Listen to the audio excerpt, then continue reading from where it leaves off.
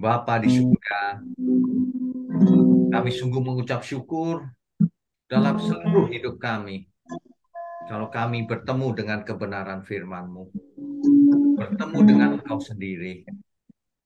Biarlah pagi ini menjelang siang, menjadi siang yang penuh dengan kebenaran firman-Mu. Jamah setiap kami, baik pikiran maupun perasaan kami. Dan kami semakin mengerti kehendak Allah dalam hidup kami. Mohon berkati juga mulut hamba-Mu untuk menyampaikan kebenaran ini, agar siapapun yang mendengarnya, hidupnya diubahkan. Terima kasih Bapa, hanya dalam nama Tuhan Yesus kami berdoa dan mengucap syukur. Amin. Baik, eh, Bapak Ibu Saudara sekalian. Sebenarnya Tuhan mengajar kita dengan berbagai cara, dengan berbagai kalimat, gaya bahasa, dan sebagainya. Hari ini kita memiliki Alkitab dari kitab Kejadian sampai kitab Wahyu. Itulah yang dimaksud firman kebenaran, the word of truth.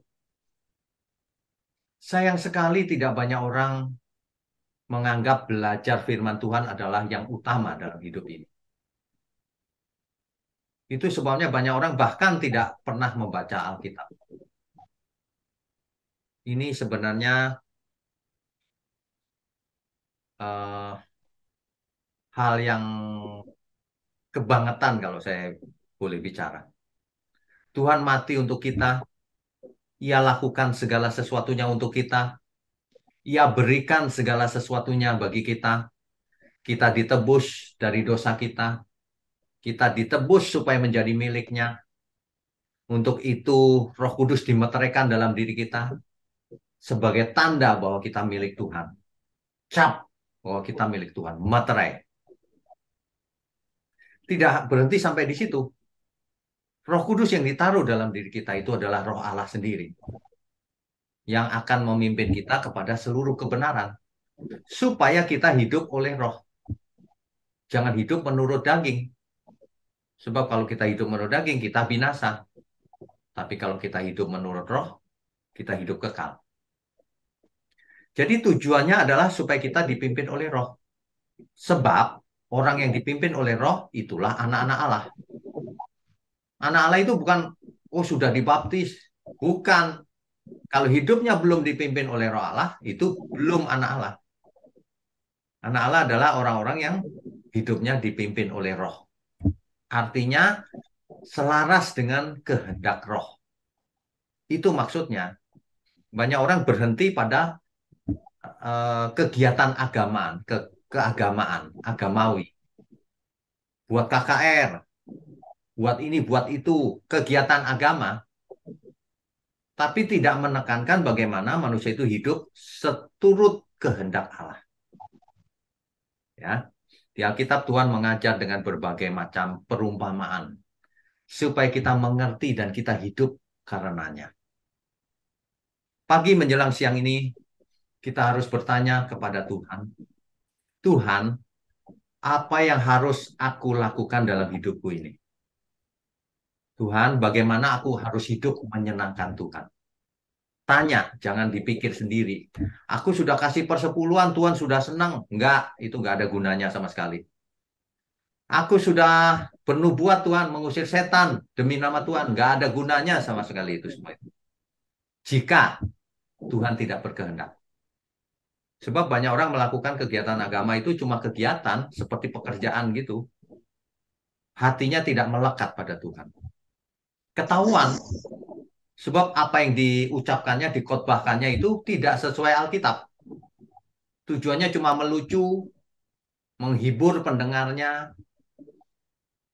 Itu proyek pribadi itu. Meskipun kelihatannya kegiatan rohani. Nah, kita juga begitu. Jangan sampai ibu-ibu, bapak-bapak kalau ada yang mendengar ini, melakukan kegiatan rohani tapi sebenarnya tidak rohani di hadapan Tuhan. Tidak sesuai kehendak Tuhan. Jadi tidak semua kegiatan rohani itu sesuai kehendak Tuhan. Cuma kegiatan. Karena Tuhan melihat hati, bukan melihat apa yang tampak di luar. Ya. Nah, siang ini kita akan belajar suatu perumpamaan yang Tuhan Yesus ajarkan. Perumpamaan ini sudah sering sekali dibaca, diajarkan dari dulu sampai sekarang. Tetapi saya lihat meleset selalu. Pengertiannya selalu salah. Ya, coba kita belajar. Ibu-ibu semua ya, kita semua kalau baca Alkitab harus urut, harus mengerti konteksnya. Pagi menjelang siang ini kita akan membaca ayat yang sangat panjang. Kalau biasanya orang hanya baca satu dua ayat, kali ini kita akan baca panjang sekali. Ya, oke. Kita buka dari Lukas, pasalnya yang ke-15, mulai ayat 11 sampai 32. Ini adalah pengajaran dari Tuhan Yesus. Tuhan loh yang mengajar. Jangan sampai kita tidak mengerti. Oke, kita baca ya. Dari ayat 11. Yesus berkata lagi, ada seorang mempunyai dua anak laki-laki. Kata yang bungsu kepada ayahnya, ada yang bungsu, ada yang sulung rupanya. Dua anak laki-laki. Kata yang bungsu kepada ayahnya, Bapak, berikanlah kepadaku bagian harta milik kita yang menjadi hakku.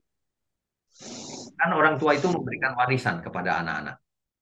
Nah, ini belum apa-apa, bapaknya belum mati, sudah diminta oleh si bungsu. Lalu ayahnya membagi-bagikan harta kekayaan itu di antara mereka. Ini anak yang kurang ajar sebenarnya. Orang tuanya masih hidup, dia minta warisan.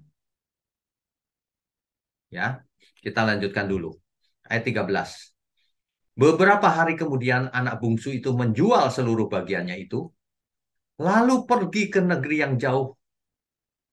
Di sana ia memboroskan harta miliknya itu dengan hidup berfoya-foya. Memang si bungsu ini memang kurang ajar, sama orang tuanya kurang ajar. Hartanya dijual semua untuk hidup foya-foya. Jadi memang kedagingan si bungsu ini. Ini anak durhaka dan sekaligus rusak mentalnya. Ya, kan ada anak tipe itu, sukanya foya-foya menghabiskan harta orang tuanya. Nah, ini si bungsu ini. Ayat 14. Setelah dihabiskannya semuanya, timbullah bencana kelaparan di dalam negeri itu dan ia pun mulai melarat. Ya iyalah, seluruhnya dihabiskan untuk foya-foya, melarat ya. Kebetulan juga ada bencana. Ayat 15. Lalu ia pergi dan bekerja pada seorang majikan di negeri itu. Negeri jauh tuh. Orang itu menyuruhnya ke ladang untuk menjaga babinya. Bayangkan, saudara. Si bungsu ini di rumah disayang sama bapaknya. Tapi ia minta warisan, ia pergi jauh, foya-foya, lalu melarat, lalu jadi tukang jaga kandang babi. Inilah potret manusia yang bodoh. Udah enak, cari penyakit. Ini namanya bodoh. Lalu ia ingin mengisi perutnya dengan ampas yang menjadi makanan babi itu. Aduh, saudara. Saudara tahu ya, ampas itu ya. Aduh, itu bekatul itu loh. Yang dicampur macam-macam itu. Kotor sekali kan, babi itu. Dia makan itu loh, saudara. Saking miskinnya. Kasihan juga ini. Makanya orang yang berbuat dosa ya, orang yang berbuat dosa dan bodoh itu kasihan sebenarnya. Ia sedang menghancurkan dirinya sendiri. Ya, tetapi tidak seorang pun yang memberikannya kepadanya. Bayangkan. Itu pun gak ada yang mau kasih dia. Betapa sengsaranya dia. Lalu ia menyadari keadaannya. Ia akhirnya sadar. Katanya, betapa banyaknya orang upahan bapakku yang berlimpah-limpah makanannya. Tetapi aku di sini mati kelaparan. Aduh, dia ingat dulu di rumah bapaknya makanan banyak sekali. Melimpah ruah. Hidupnya enak. Sekarang dia hidup makan saja tidak bisa. bisa mati kelaparan. Lalu si bungsu ini, ayat 18. Aku akan bangkit dan pergi kepada bapakku dan berkata kepadanya, Bapa, aku telah berdosa terhadap surga dan terhadap Bapa. Saudara, si bungsu ini, meskipun mentalnya sudah rusak, tapi akhirnya menyadari, aku salah besar, aku bodoh. Ia kembali ke Bapa. Ia mengaku, aku sudah berdosa terhadap surga, terhadap Tuhan maksudnya itu, dan terhadap Bapa, aku sudah salah selama ini. Ia menyesal, saudara, si bungsu ini. Ayat 19. Bahkan ia berkata gini, aku tidak layak lagi disebutkan anak Bapa. Jadikanlah aku sebagai salah seorang upahan Bapa. Coba bayangkan, saudara. Seorang anak bungsu yang disayang, akhirnya bahkan jadi pegawai aja deh, supaya bisa makan. Kasihan ya sebenarnya ya. Jadi si bungsu ini meskipun dia pernah berbuat dosa, tapi kasihan juga. Jadi kita harus melihat dengan kacamata yang objektif, saudara. Ini kasihan ini anak ini. Ya, maka bangkitlah ia dan pergi kepada bapaknya. Ketika ia masih jauh, ayahnya telah melihatnya. Bapak Ibu ya, kalau membaca itu mesti dibayangkan konteksnya. Anak bungsu itu sudah hilang, bapaknya sedih, tapi dari jauh bapaknya lihat lagi, aduh itu anakku. Gitu. Tadinya bapaknya sudah nggak berharap anaknya mau kembali, tapi ketika ia masih jauh, ayahnya telah melihatnya. Lalu tergeraklah hatinya oleh belas kasihan. Si ayah ini kasihan, dia cinta sama anaknya, meskipun anaknya kurang ajar. Ayahnya itu berlari mendapatkan dia untuk merangkul dan mencium dia. Bapak, Ibu, Saudara bisa membayangkan nggak kalau anak saudara seperti itu suatu hari udah bertahun-tahun hilang, muncul lagi. Betapa kita sangat jatuh hati, sangat mengasihi dia meskipun dia pernah salah. Sebab itu seorang anak ya dirangkul, diciumin anak itu. Nah, ayat 21. Kata anak itu kepadanya, Bapak, aku telah berdosa terhadap surga dan terhadap Bapak. Aku tidak layak lagi disebutkan anak Bapak. Aku jadi karyawan aja nggak apa-apa asal bisa makan gitu. Coba Bapak Ibu bayangkan ya, betapa sedih perasaan bapaknya itu mendengar anaknya itu. Ini ini kisah tragis juga ini. Ayat 22. Tetapi ayah itu berkata kepada hamba-hambanya, lekaslah bawa kemari jubah yang terbaik. Pakaikanlah itu kepadanya dan kenakanlah cincin pada jarinya dan sepatu pada kakinya. Tetapi rupanya ayahnya ini sangat mengasihi dia. Ia didandani seperti semula. Bapaknya ini tidak pernah menganggap ia bukan anak. Tidak pernah. Ayat 23. Dan ambillah anak lembu tambun itu. Tambun itu gemuk maksudnya. Sembelihlah dia dan marilah kita makan dan bersuka cita. Bapaknya ini lalu mengadakan pesta untuk anak bungsu yang pulang ini. Senang banget bapaknya karena anak bungsu ini pulang. Ya, ayat 24. Sebab anakku ini telah mati dan menjadi hidup kembali. Dulu sudah dianggap mati, lari. Udah ngambil semua warisan, melawan orang tua. Ia telah hilang dan didapat kembali. Maka mulailah mereka bersukaria. Wah, pesta seneng banget deh. Gitu. Ayat 25. Tetapi, nah ini perhatikan baik-baik nih. Tetapi anaknya yang sulung berada di ladang. Dan ketika ia pulang dan dekat ke rumah, ia mendengar bunyi seruling dan nyanyian tari-tarian. Lalu ia memanggil salah seorang hamba dan bertanya kepadanya, apa arti semua ini? Ada apa? Kok rame-rame seperti pesta gitu? Jawab hamba itu, adikmu telah kembali dan ayahmu telah menyembelih anak lembu tambun karena ia mendapatnya kembali dengan sehat. Ayat 28, inilah respon si sulung, saudara. Maka marahlah anak sulung itu dan ia tidak mau masuk. Lalu ayahnya keluar dan berbicara dengan dia. Saudara, coba kita bayangkan ya. Si bungsu ini kan berontak, nakal, murtad, ngabisin harta orang tuanya. Si sulung ini anak baik, dia tinggal di rumah orang tuanya, dia bekerja keras, dia menjaga moralnya dengan baik, dia mengasihi bapaknya. Tapi ketika si bungsu itu pulang, ia melihat, loh, si bungsu ini kan sudah salah, kok diterima lagi oleh bapak. Dipestain lagi, aku aja nggak dipestain. Marah besar dia. Dia marah, saudara. Maka marahlah anak sulung itu dan ia tidak mau masuk. Ngambek dia, nggak mau masuk.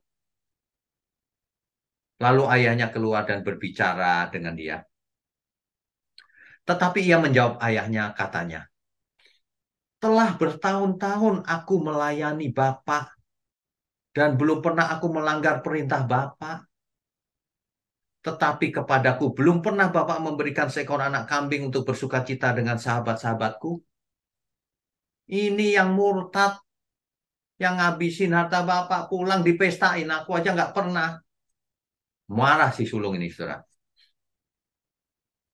Ya, tetapi baru saja datang anak bapak yang telah memboroskan harta kekayaan bapak bersama-sama dengan pelacur-pelacur. Maka bapak menyembelih anak lambu tambun itu untuk dia. Rupanya si bungsu ini pergi menghabiskan foya-foya itu dengan pelacur-pelacur juga, saudara. Ya, kata ayahnya kepadanya, anakku, engkau selalu bersama-sama dengan aku, dan segala kepunyaanku adalah kepunyaanmu. Ya, kita patut bersukacita dan bergembira karena adikmu telah mati dan menjadi hidup kembali. Ia telah hilang dan didapat kembali.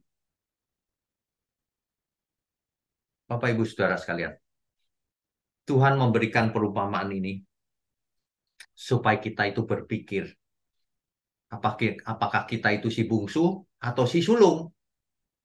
Yang benar si bungsu atau si sulung? Banyak orang berpikir si bungsu itu salah, si sulung yang benar, taat sama orang tuanya. Tapi ya, yang benar adalah dua-duanya salah. Tapi si bungsu lebih baik. Kenapa? Ia minta ampun. Bapaknya begitu mengasihi dia karena ia minta ampun. Sedangkan si sulung marah-marah karena ada adiknya diampuni. Ini sebenarnya si sulung ini jahat.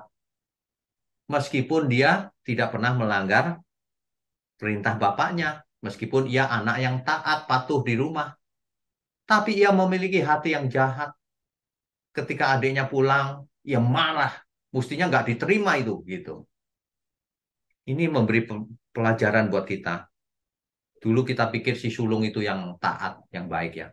Bukan, ini si sulung ini yang jahat sebenarnya. Dia taat karena dia ada maunya, tapi dia tidak mau mengampuni orang yang salah. Itulah yang terjadi pada sebagian besar kita. Kalau melihat orang berdosa, oh itu jangan diampuni itu. Kalau ada orang jatuh selingkuh, diomongin kiri kanan. Sementara Bapak di surga, pulanglah anakku, pulang. Sementara kita menjadi si sulung, marah kalau ada orang diampuni. Waduh, itu namanya jahat loh. Mestinya si sulung ini seperti bapaknya. Adikku pulang, yes. Gitu. Bukan hitung-hitungan harta. Bukan hitung-hitungan aku lebih baik, aku taat. Bukan. Itulah orang-orang beragama. Aku rajin kok beragama. Aku membayar persepuluhan, taat. Tapi kalau lihat orang lain berbuat salah, dia hukum. Ini si sulung ini jahat. Jadi kita harus mengerti uh, dengan benar.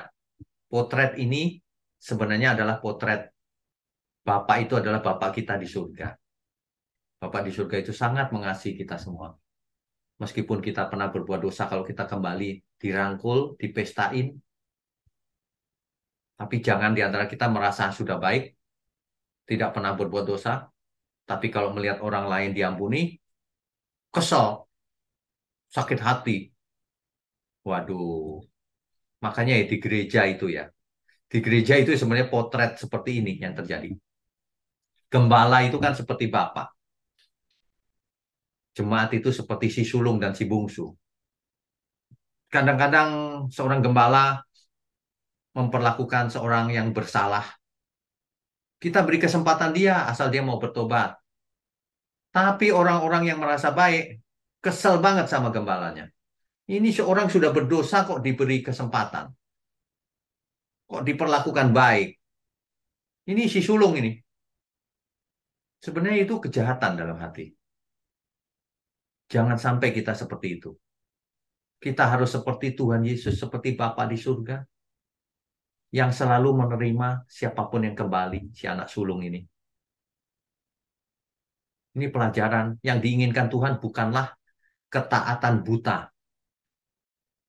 Yang diinginkan Tuhan bukanlah ritual agama. Yang diinginkan Tuhan bukan persembahan yang berupa uang atau apapun, bukan. Ya, ingat baik-baik itu. Yang diinginkan Tuhan dalam hidup kita itu apa sebenarnya? Kita baca, kita baca sebentar.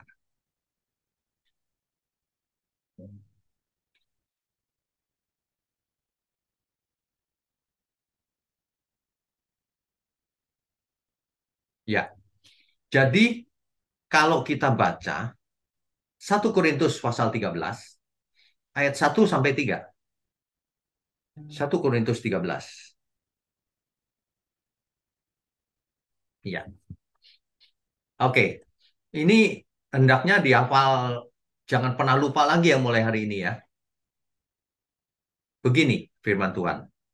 Sekalipun aku dapat berkata-kata dengan semua bahasa manusia dan bahasa malaikat, bisa semua bahasa, seluruh dunia. Juga bahasa malaikat, bahasa roh, semua bahasa. Tetapi jika aku tidak mempunyai kasih, aku sama dengan gong yang berkumandang dengan canang yang gemerincing. Tong kosong nyaring bunyinya. Itulah si sulung tadi itu. Ia melakukan kehendak bapaknya, tapi ia tidak punya belas kasihan. Tong kosong nyaring bunyinya. Ayat 2-nya. Sekalipun aku mempunyai karunia untuk bernubuat, dan aku mengetahui segala rahasia dan memiliki seluruh pengetahuan, dan sekalipun aku memiliki iman yang sempurna, bahkan memiliki iman yang sempurna untuk memindahkan gunung. Tetapi jika aku tidak mempunyai kasih, aku sama sekali tidak berguna. Bayangkan, punya iman memindahkan gunung itu nggak ada gunanya juga loh, kalau tidak punya kasih. Ayat 3. Dan sekalipun, nah ini perhatikan baik-baik nih. Dan sekalipun aku membagi-bagikan segala sesuatu yang ada padaku, semuanya dibagi-bagi. Bahkan menyerahkan tubuhku untuk dibakar. Tetapi jika aku tidak punya kasih, sedikit pun tidak ada faedahnya bagiku. Amin semuanya. Begitu. Artinya apa? Lah kalau hari ini cuma ngasih 10%, itu pun diminta lagi 100 kali lipat, itu nothing.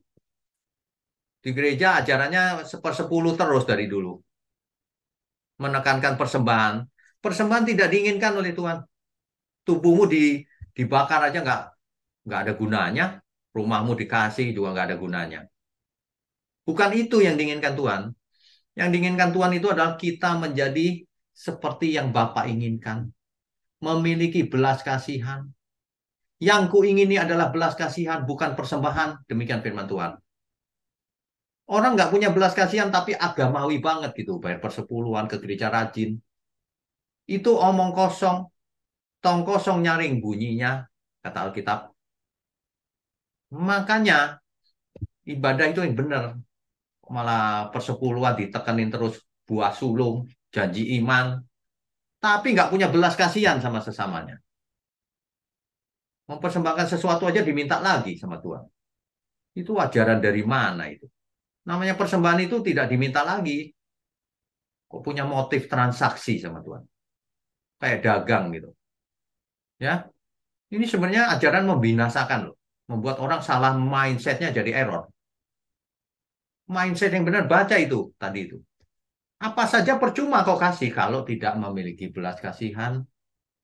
Nah, kita lihat aja bagaimana kita hidup terhadap lingkungan kita. Mulai dari pasangan hidup, anak-anak, orang tua. Kita mengasihi mereka nggak? Kita nggak usah bicara yang jauh-jauh dulu, yang dekat dulu. Kalau yang dekat aja nggak mengasihi, ya apalagi yang tidak kelihatan. Tuhan, itu kan omong kosong. Ya, itu sama dengan dia berhalusinasi aku mengasihi Tuhan. Padahal nggak. Yang dimaksud mengasihi Tuhan itu kan belas kasihan terhadap sesama. Kasihlah sesamamu. Itu sama dengan mengasihi Tuhan.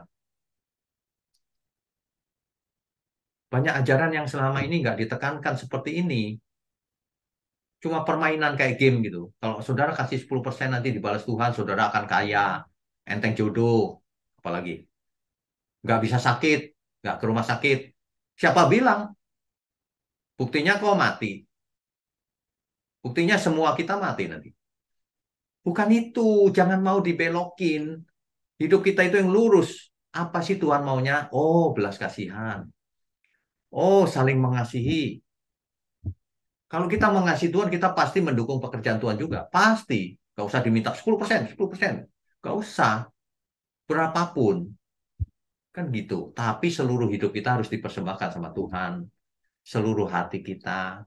Itulah sebabnya saya menghimbau siang ini, siapapun kita, belajar mengasihi. Kalau kita lihat orang sedang kesulitan, jatuh hati, apa yang bisa kulakukan? Begitu harusnya.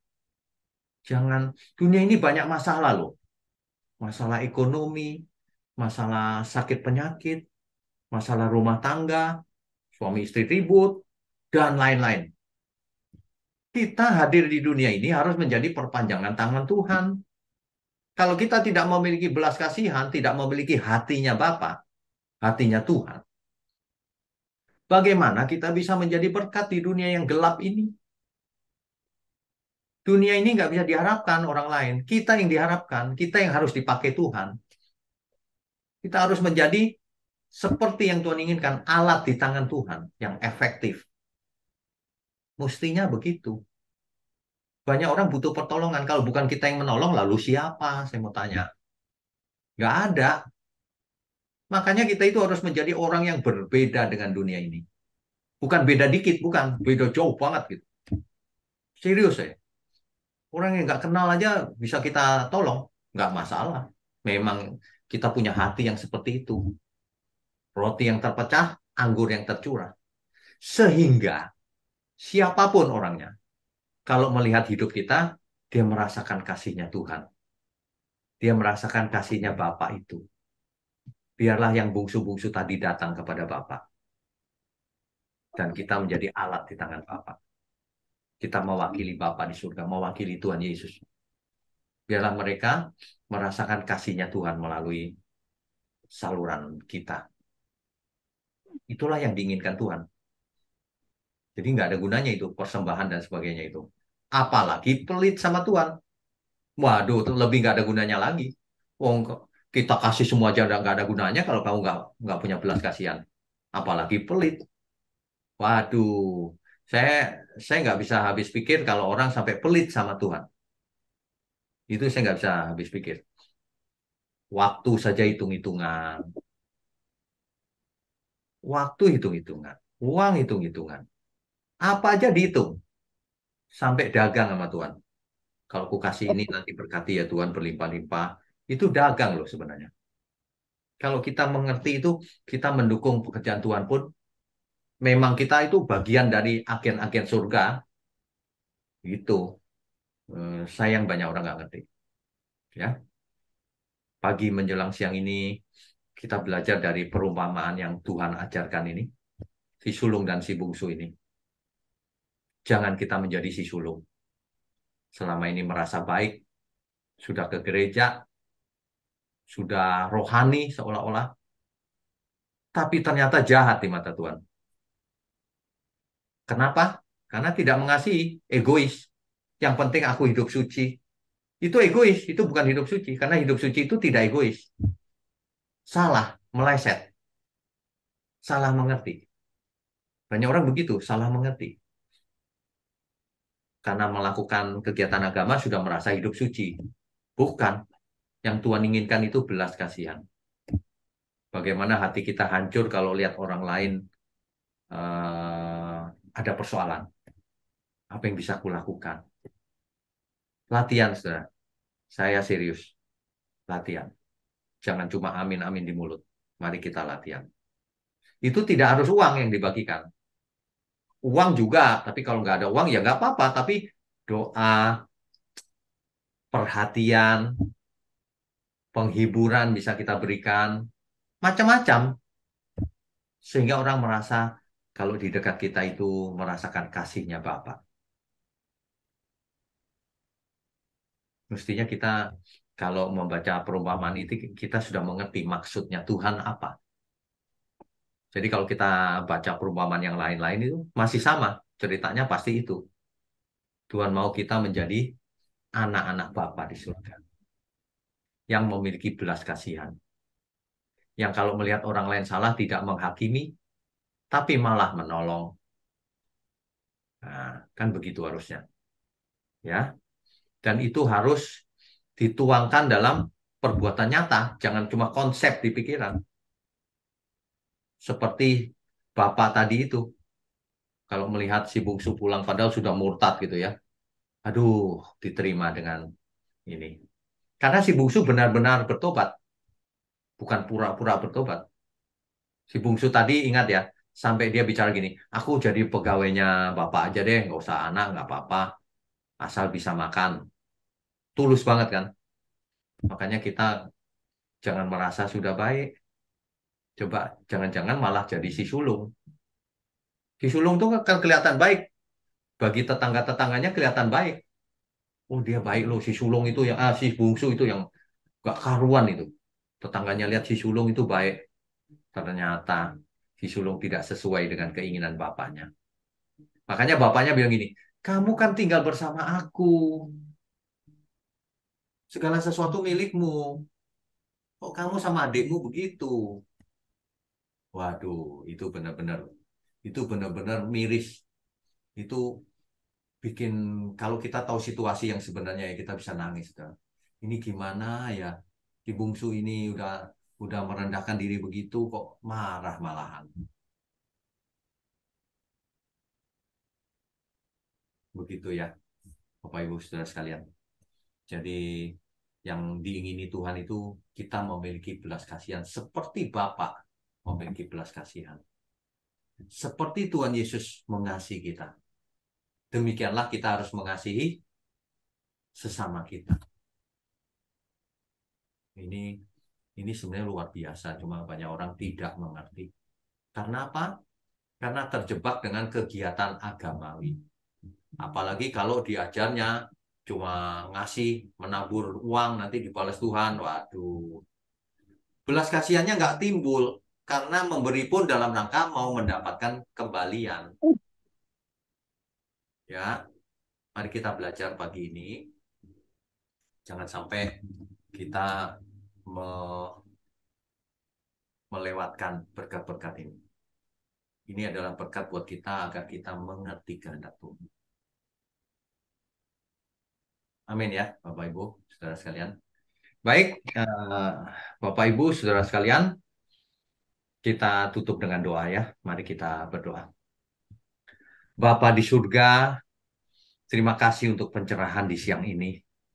Kami semua disadarkan bahwa kami jangan menjadi seperti si bungsu yang merasa rohani, taat, tetapi tidak memiliki belas kasihan. Ampuni segala ketidaktepatan kami selama ini. Kami mau belajar dengan benar, Tuhan, sebab seluruh hidup kami ini adalah milik Tuhan. Biarlah dalam sisa umur hidup kami, hidup ini menjadi indah di mata Tuhan. Amin. Melalui tangan kami pun, berkat-berkat Tuhan mengalir ke sesama kami. Terima kasih Tuhan. Tuhan berkati juga tangan-tangan yang mendukung pekerjaan Tuhan, agar mereka diberkati dan mereka bisa menjadi berkat kemanapun mereka pergi. Terima kasih Tuhan. Biarlah sebelum kami sudahi, kami angkat tangan kami terima segala berkat, baik berkat jasmani maupun berkat rohani, turun dari surga. Di dalam nama Bapa, Putra, dan Roh Kudus.